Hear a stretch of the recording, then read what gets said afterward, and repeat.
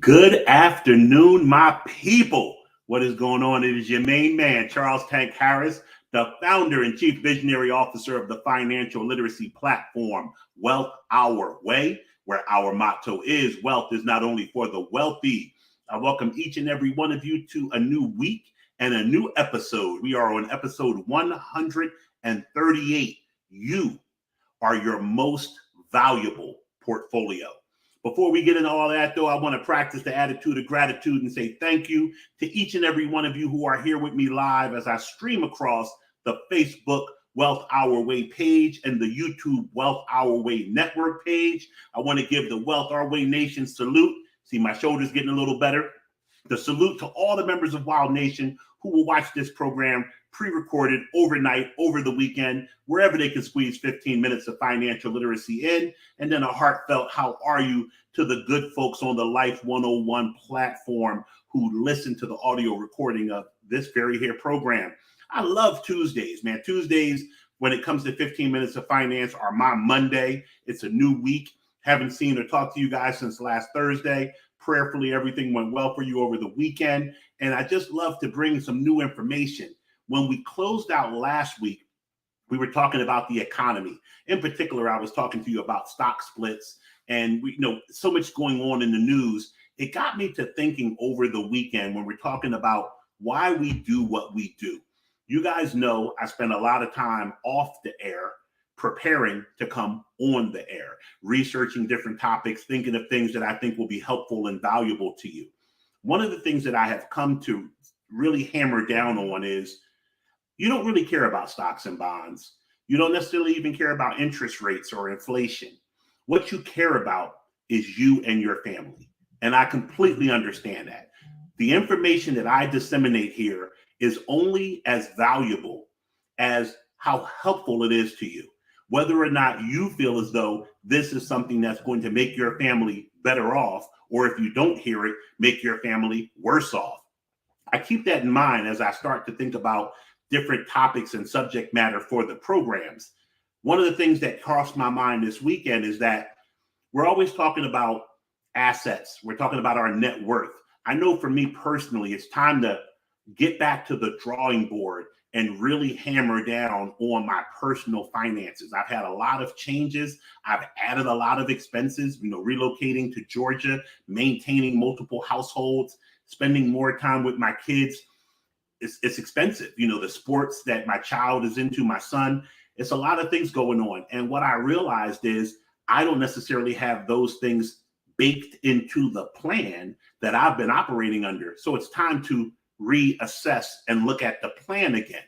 And it got me to thinking of a white paper that I wrote several years ago. It was called Dare to be a Good Investor. Actually, Dare to be a Great Investor. We covered this last year, where DARE is an acronym, D-A-R-E. The D stood for dollar cost averaging, the A for asset allocation, the R for rebalancing, and the E for expenses, as in keep your expenses low. Dare to be a great investor is a blueprint for how you should build your investment portfolio. I got to thinking over the weekend that our life needs Dare. Our life needs a program that tells us how we should operate moving forward, because finances are simply one microcosm of our entire life. Health is another area, personal relationships, family dynamics, our employment and career. There's so many different aspects to us having a healthy lifestyle, mentally and physically, and fulfilled, that we need to have some type of blueprint that allows us to navigate it properly. And so when I'm thinking about portfolios with stocks, bonds, cryptocurrency, and the like, I said, you know what the most important component of everybody's portfolio is? It's you. You are your most valuable portfolio. So then I started thinking, how could I transfer the content of Dare to be a Great Investor to something that you could use personally? And I started to substitute the letters. So I'll go over to my notes. DARE stands for dollar cost averaging. Anybody who has listened to me knows what I mean when I say dollar cost averaging, but I'll give a refresher. Dollar cost averaging means investing the same amount of predetermined money into a predetermined portfolio at a predetermined time interval, regardless of what's happening in the market. For most of us, as I've said before, if you have a job and you contribute to your 401k or 403b, you are already dollar cost averaging, whether you knew it or not, because at a predetermined time, every time you get paid, they take a predetermined amount, whatever you signed up for, 3%, 5%, 9%, and they put it into a predetermined basket of investments, whatever you filled out on that form. This happens whether the market went down 20% yesterday or up 20% yesterday. So you already are dollar cost averaging. How do we turn that over to our life?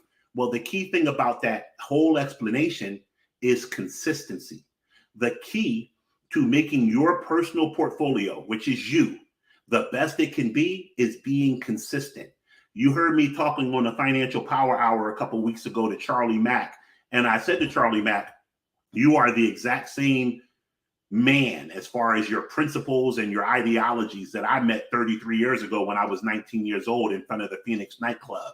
And you've been through so much and seen through so much and experienced so many people. How do you stay true to yourself? And he said, well, really, there is no choice but to stay true to oneself because you are who you are. Anything that you're out portraying to other people, that's a false image. Who you are when no one is watching, who you are when you are alone, that's who you are. That's your consistent personality. Those of us who are able to show that consistent personality all the time, whether we're alone, whether we're with people we've known for 30 years, or whether we're with somebody we just met. Have you ever been with a cat who you know who they are? You've been with them, you've known them for 15, 20 years, whatever. And they meet somebody, you're together, they meet somebody or walk up on somebody and they act like a completely different person. Like normally they're laid back and cool and calm, and now they extra Joe and friendly, or normally they're a sourpuss and now they're smiling and laughing. You can see that lack of authenticity in them because they're not being consistent. The key to a happy life is that consistency. So then I start to think, okay, well, the next part of DARE was asset allocation. How can I relate the asset allocation to our personal life? And I thought, being versatile, being open to different opportunities as they present themselves. When you follow the first tenet, which is to be consistent, that consistency allows you to walk into different buildings, go into different countries, meet different people, and it enables you to be able to take in whatever they're offering, whatever that experience is offering, and you to see it through a common lens. You have that ability to be versatile. If you're going to be the same person your entire life, if you're not going to grow, I think I saw a quote that was attributed to Muhammad Ali that said, the man who experiences and sees life the exact same way as a 50-year-old that he did when he was a 30-year-old is a man who's wasted 20 years of his life. These versatile opportunities that are presented to us, they have to be what adds the zest and the flavor to our life. Then I'm thinking, okay, and this is where really the genesis of this whole little segment came from. The R in DARE to be a great investor stands for rebalancing. In an investment portfolio, rebalancing means we set out to have 60% of our money in stocks, 30% in bonds, 5% in cryptocurrency, 5% in cash. Over the course of the year, that mix is going to change depending on what market is doing well and what market is doing poorly. At some point, you have to say, I got to reset it back to 60, 30, 5, and 5. I got to set it back and rebalance it to where I want it to be because it's looking crazy right now. We have to do that in our own life. I just got finished telling you, when I moved down here to Georgia, I didn't stop and map out a plan. This morning, when I went to go make my son breakfast, I normally, and don't knock me as a dad, this is what my son said he wanted to eat every day. So be careful, people. But my son likes Eggo waffles and brown and served sausages. Like I literally make that cat that every morning for breakfast. And because he sometimes comes in at night and makes himself breakfast for dinner, we had a miscommunication. He took the last of the brown and served sausages and made them for dinner for himself last night. So when I went to go make him Eggos and brown and served sausages this morning, there was no brown and served sausages. I felt horrible. I didn't want to serve the boy just some waffles and send him on his way. So I did the worst thing I could possibly do and stopped them past McDonald's and got him a chicken biscuit and some hash browns. But I wanted him to have, both meat and carbs. I'm not a dietitian.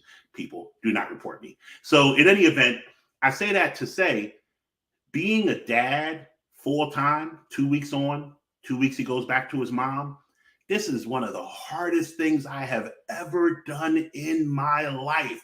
I literally, before I go to bed every night, sit down and take a mental inventory of my day and try to think, how did I screw this boy up today? Like, what did I do to come up short today? I messed him up again. I did something. I said something. I didn't give him something. I gave him too much of something. Like, it's an everyday thing. What I realized is, take a deep breath, dude. Sit down, plan out what it is that you want to happen for him, and then revisit the plan. Just make sure you're on track. You guys have heard me use this example over and over again. You do not sit down with a blueprint to design a skyscraper, follow the blueprint to the letter of the blueprint, and end up with a boat. It's impossible. Whatever you designed in your blueprint, when you follow that blueprint, you're going to end up with it. As it's famously been said, people do not plan to fail, they fail to plan. So with the R in DARE being rebalance, I come up with take inventory of your life, make sure at any given point in time, you can put yourself back on the track you wish to be on. It's your life. No one can tell you whether you're off track or on track. It's you to assess this. Lastly, this was the only letter in Dare to Be a Great Investor and in your own personal life portfolio that was exactly the same. Expenses. So you guys know on Wealth Our Way, 15 Minutes of Finance or the Financial Power Hour, it doesn't matter. I talk about budget to make you sick of hearing it. Because budgeting, besides for being a plan, a budget is a written out document that guides you. Budgeting is what allows you to take inventory of what you were doing. It allows you to see where your interests lie. So it shows you your versatility.